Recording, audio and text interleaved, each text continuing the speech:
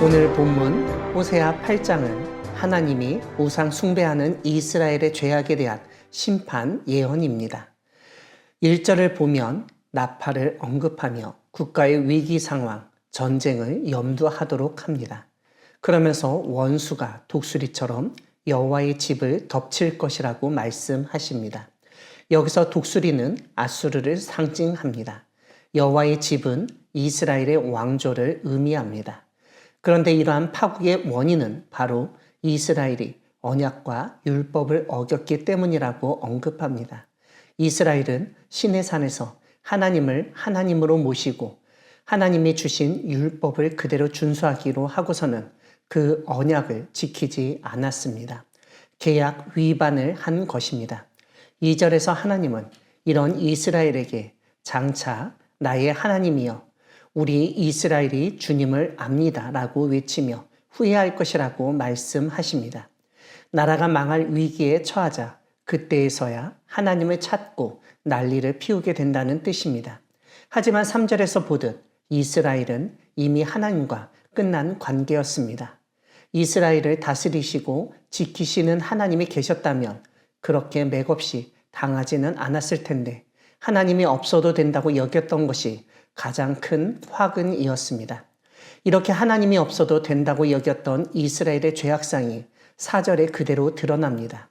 그들은 하나님의 임명 권한을 부인했습니다. 그래서 그들은 자신들이 마치 임명권이 있는 것 마냥 자신들이 세우고자 하는 왕을 세웠고 하나님 나라와는 상관없이 이 땅에서 물질적 풍요만을 안겨줄 것 같은 지도자들을 세웠습니다. 그런데 이스라엘이 세운 왕은 하나님으로부터 난 것이 아니라고 말씀하십니다. 즉 하나님과는 상관없이 왕조가 들어섰다는 의미입니다. 북이스라엘은 말년에 너무나 자주 쿠데타가 일어났습니다. 왕이 바뀌는 상황에서 이스라엘 사람들은 하나님이 원하시는 왕이 누구인지 하나님이 어떤 왕을 세울 것인지는 관심이 없었습니다. 그저 군사력이 강한 사람이 이전 왕을 죽이고 난 후 자신이 왕이라고 하면 그것으로 끝이었습니다. 이전에 하나님으로부터 왕으로 부름을 받고 제사장으로부터 기름 부음을 받았던 왕의 모습은 사라져 버렸습니다. 왕만 그런 것이 아니라 지도자도 마찬가지였습니다. 그런데 이스라엘을 올바른 길로 인도하여야 할 지도자들 역시 하나님이 모르는 사람이라고 말씀하십니다. 이러한 왕과 지도자를 세운 이유는 아수르에 항거하기 위해서였습니다.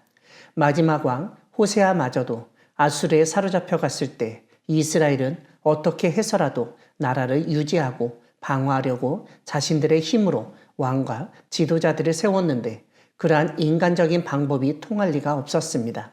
결국 주전 722년에 완전히 망하게 됩니다. 5절을 보면 이런 상황을 그대로 보여주듯 하나님은 사마리아의 송아지가 버려졌다고 말씀하십니다. 그들이 섬기던 우상도 하나님의 심판 앞에서는 아무런 효력을 발휘하지 못한다는 뜻입니다. 6절은 이스라엘이 만든 우상, 송아지는 참신이 아님을 깨닫게 하십니다. 하나님이 아닐 뿐더러 하나님이 만드신 것도 아닙니다. 그냥 이스라엘 중에서 장인이 만든 것입니다.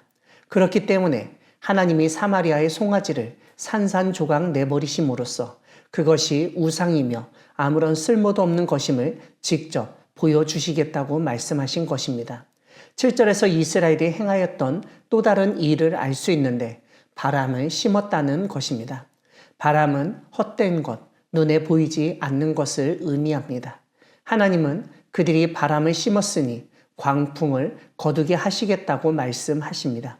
그들이 살 수 있는 곡식이 남겨지지 않도록 광풍이 온 나라를 강타할 것이라는 사실을 알려주십니다.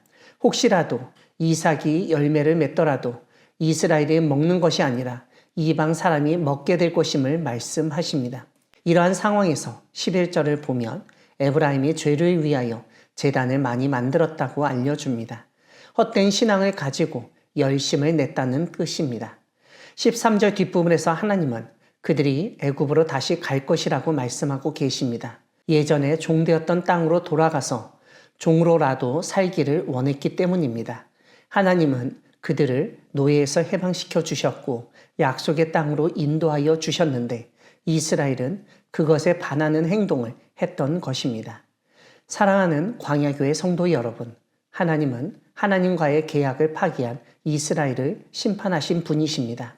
이스라엘은 헛된 생각을 가지고 자신들의 땅을 다스렸습니다.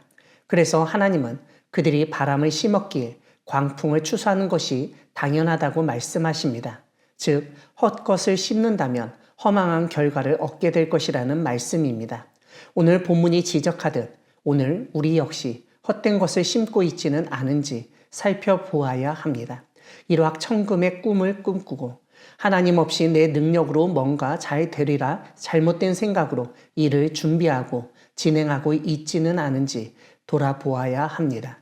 만약 우리가 이스라엘처럼 헛된 것을 의지하고 잘못된 생각으로 생활한다면 우리도 하나님의 심판을 피하지 못할 것입니다. 진짜 좋은 열매를 맺기 위해서라면 우리는 정말 좋은 씨앗을 뿌리고 심어야 합니다. 그 좋은 씨앗은 오직 하나님으로부터만 받을 수 있습니다. 믿음과 말씀의 씨앗을 뿌리고 주님의 돌보심 가운데 놀라운 열매를 맺어 하나님께 영광을 돌리는 우리 모두가 되기를 소망합니다. 아멘.